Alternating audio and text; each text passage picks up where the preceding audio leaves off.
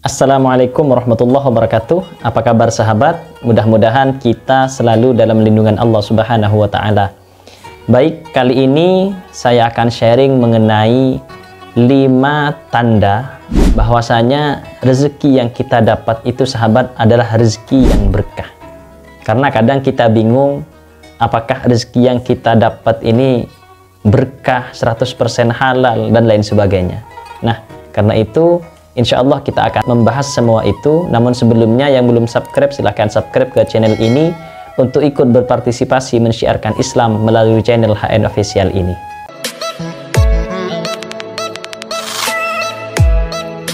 Baik sahabat, ini kadang kita pertanyakan pada diri sendiri sahabat, apakah rezeki yang kita dapat ini berkah atau tidak? Maka sebenarnya yang bisa tahu itu diri kita sendiri dengan Allah sahabat. Dan rezeki berkah ini sahabat sangat menentukan terhadap kualitas ibadah kita kepada Allah. Karena kadang banyak dalam hal apapun, dalam hal bekerja, berbisnis, dan semuanya sahabat, ini ada keberkahan tersendiri.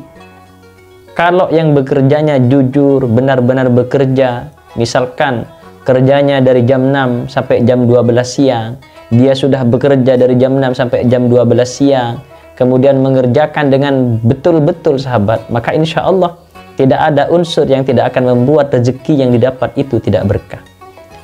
Yang banyak itu sahabat kadang-kadang mohon maaf sekali, ini berlaku bahkan untuk diri saya sendiri sahabat.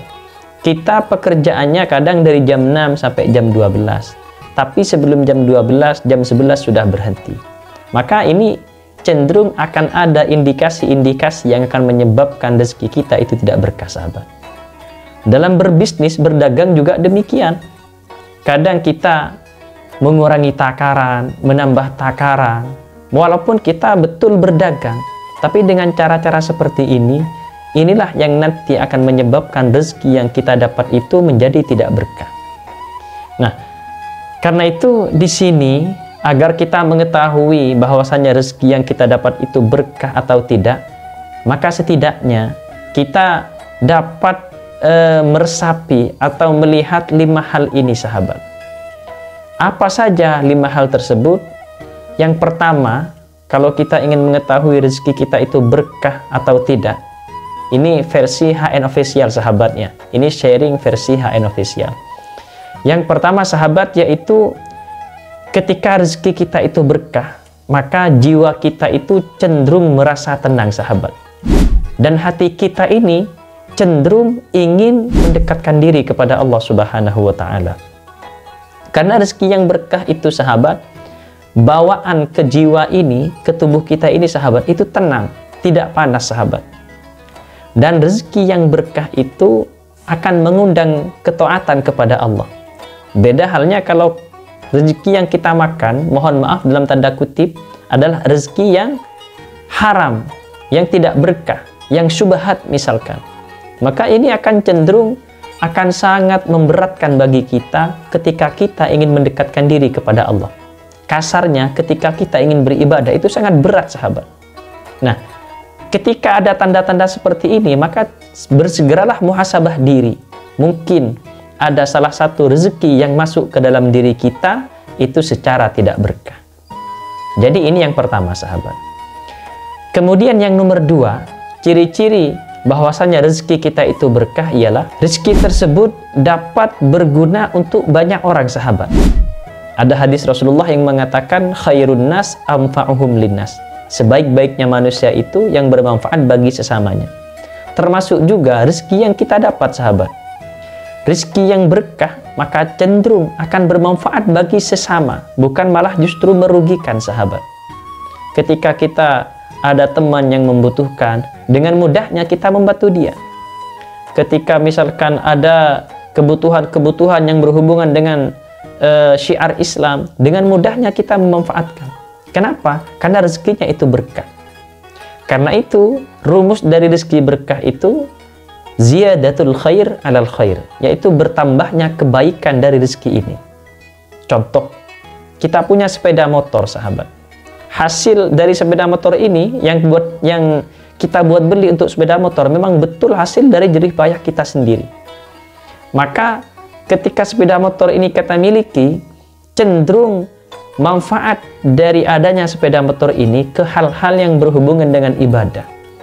Dibuat untuk membantu orang, dibuat pergi ke pengajian, dibuat untuk beribadah, dan semuanya sahabat.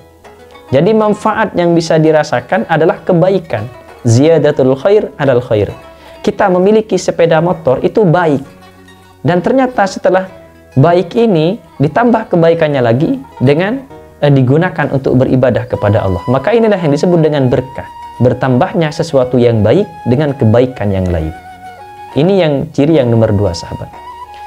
Kemudian ciri yang nomor 3, rezeki yang berkah itu biasanya akan mudah untuk dibuat kita bersedekah dan zakat sahabat. Tidak akan berat sama sekali. Ketika kita diberi, dianugerahi rezeki yang berkah, maka kita akan dengan mudahnya bersedekah, mengeluarkan harta tersebut di jalan Allah. Baik infak, sedekah, lebih-lebih zakat ketika sudah mencapai nisab. Tapi rezeki yang tidak halal sahabat, tidak berkah, maka sungguh akan berat, sangat berat bagi kita untuk mengeluarkannya sahabat. Dan kadang walaupun kita ini ingin mengeluarkan, ada saja penyebab yang menghalangi keluarnya rezeki ini untuk bersedekah. Kenapa? Karena ini rezeki yang tidak berkah. Ini ciri yang ketiga. Kemudian yang keempat sahabat, ciri bahwasanya harta kita ini, rezeki kita ini adalah rezeki yang berkah, yaitu penikmat rezeki ini termasuk kita, keluarga kita, anak-anak kita, itu insya Allah hidupnya harmonis, tenang, damai sahabat. Kenapa? Karena rezeki yang dipakai itu adalah rezeki yang dingin, yang berkah sahabat. Sehingga ketika rezeki yang dipakai ini adalah rezeki yang berkah, maka hasil yang didapat pun juga akan berkah. Maksudnya seperti ini sahabat. Ketika kita memakan sesuatu yang haram, mohon maaf dalam tanda kutip lagi, maka cenderung tenaga yang keluar itu sahabat, dalam suatu hadis disebutkan, secara disadari atau tidak, maka akan menuju kepada hal-hal yang haram juga sahabat. Ketika rezeki yang kita makan itu tidak berkah, apalagi haram, maka semua aktivitas kita cenderung akan mengarah kepada hal-hal yang maksiat. Karena itu yang pertama, kebalikan dari poin yang pertama tadi. Kalau yang pertama kan rezeki yang berkah akan mengajak kita untuk taat, bertakarrub kepada Allah. Tapi rezeki yang tidak berkah sahabat justru kebalikannya. Maka akan sangat sulit bagi kita untuk beribadah kepada Allah. Karena memang cenderung tenaga yang dihasilkan nanti itu akan mengarah kepada hal-hal yang maksiat. Sehingga ketika rezeki yang seperti ini kita berikan kepada keluarga kita, kepada istri kita, anak-anak kita, misalkan, na'udzubillah sahabat, maka tidak sedikit kejadian yang menimpa pada keluarga masyarakat umat muslim ketika misalkan anaknya padahal sudah dididik sebaik mungkin, ditaruh di pondok pesantren, tapi keluarnya ketika sudah di rumah tetap menjadi anak-anak yang na'udzubillah durhaka pada orang tua, yang tetap tidak taat kepada Allah dan Rasulnya. Kenapa? Karena bisa jadi rezeki yang kita masukkan ke dalam tubuh mereka, na'udzubillah, adalah rezeki yang haram sahabat. Karena itu ini perlu kita waspadai, dan kalau kita mengetahui minimal mengenai ciri-ciri yang seperti ini, kita bisa muhasabah diri sahabat. Mungkin ada yang keliru terhadap rezeki yang kita berikan pada keluarga kita. Begitu juga dengan istri kita. Betapa banyak istri-istri suami yang tidak taat kepada suaminya sahabat. Padahal sudah sering ke pengajian, sudah dimondokkan, diajari ilmu agama yang dalam. Mungkin penyebabnya bisa jadi adalah rezeki yang masuk kepada tubuhnya adalah rezeki yang tidak berkah. Apalagi rezeki yang haram sahabat. Sehingga akan terjadi kekacauan, ketidakharmonisan dalam rumah tangga. Ketika semuanya telah bertujuan, semuanya telah cenderung yang dikerjakan hal-hal yang maksiat, maka otomatis setanlah yang akan menguasai keluarga tersebut sahabat. Dan hal ini tentunya akan sangat tidak kita inginkan. Na'udzubillah min dzalik sahabat. Jadi ini ciri-ciri yang keempat. Kemudian Yang kelima sahabat, ciri-ciri bahwasanya rezeki yang kita dapat tersebut adalah rezeki yang berkah ialah ketika kita selalu merasa cukup dan merasa bersyukur terhadap apapun yang kita miliki sahabat. Insya Allah ini adalah rezeki yang berkah.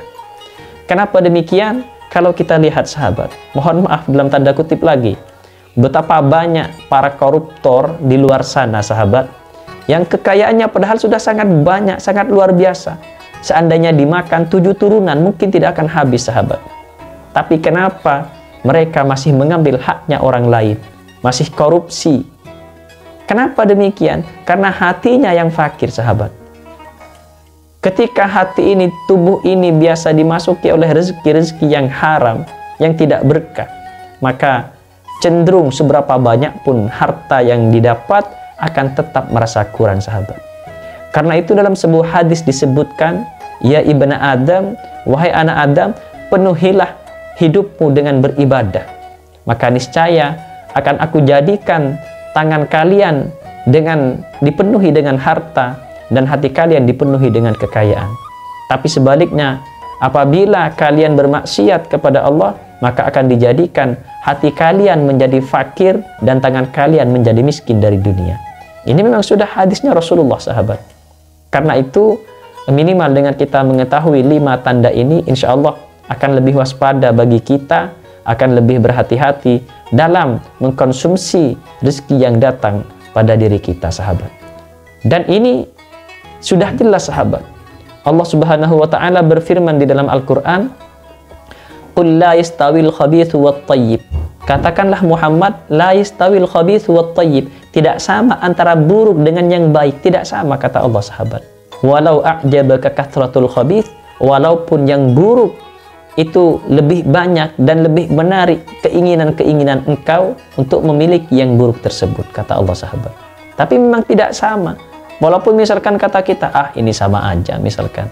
Ini tidak haram, ini tidak syubhat misalkan. Tapi kalau kita telaah secara mendetail sahabat, pasti hati kita menolak. Ketika kita disodorkan dengan rezeki yang haram, na'udzubillah, maka pasti hati kecil kita menolak sahabat.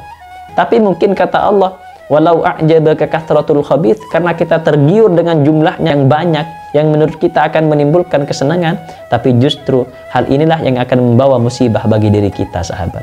Na'udzubillah min dzalik. Demikianlah sahabat sharing saya pada kesempatan kali ini. Mohon maaf kalau ada kata-kata saya yang menyinggung hati Anda semua.